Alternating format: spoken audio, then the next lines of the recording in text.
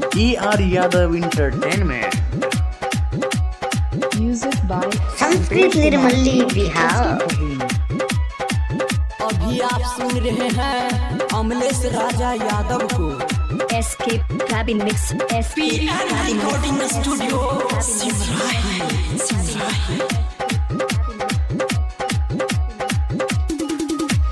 ये लहू लगन छौड़ी में कब करा ले, ये लहू लगन छौड़ी में कब करा ले, तबे जवन का छोड़ा मरतोगे। यही लगन में सुन गे छौड़ी, यही लगन में सुन गे छौड़ी, छौड़ा में कोनो बियाह करतोगे। यही लगन में सुन गे छौड़ी, छौड़ा में कोनो बियाह करतोगे।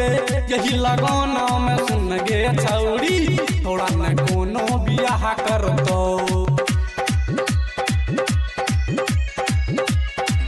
Singing by Amlesh Raja Yadav.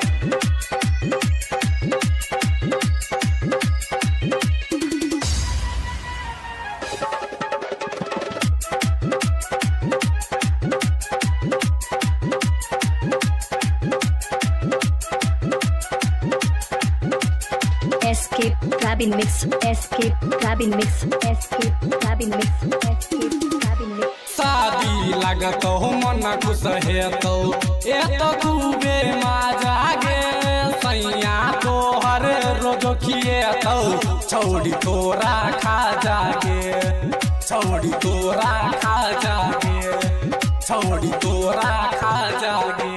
शादी लगत हो मन खुश हेतौ, ए तो खूबे मजा गे सैया तोहर रोज खिएतौ, छौड़ी तोरा खा जागे। बतिया का समझिया नाने करही, न त जवानी खलैटी जतौ। यही लगन में सुन गे छौड़ी, छौड़ा न कोनो बियाह करतौगे। यही लगन में सुन गे छौड़ी, छौड़ा न कोनो बियाह करतौगे। Singing by Amlesh Raja Yadav.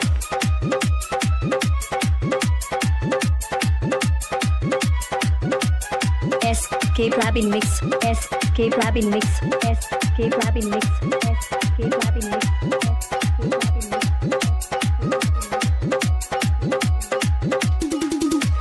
शादी तू करबही देवरा मिलतौ, करतौ मन मानी गे। देवर है छै सैया आधा, करतौ मन मानी गे, करतौ मन मानी गे, करतौ मन मानी गे।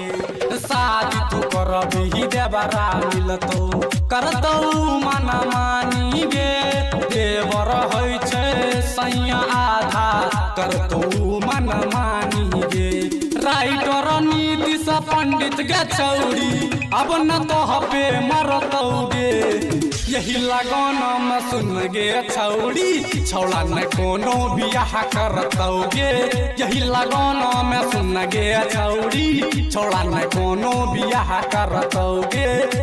ये लहू लगन छौड़ी में कब करा ले, ये लहू लगन छौड़ी में कब करा ले, तबे जवन का छोड़ा मरतौगे।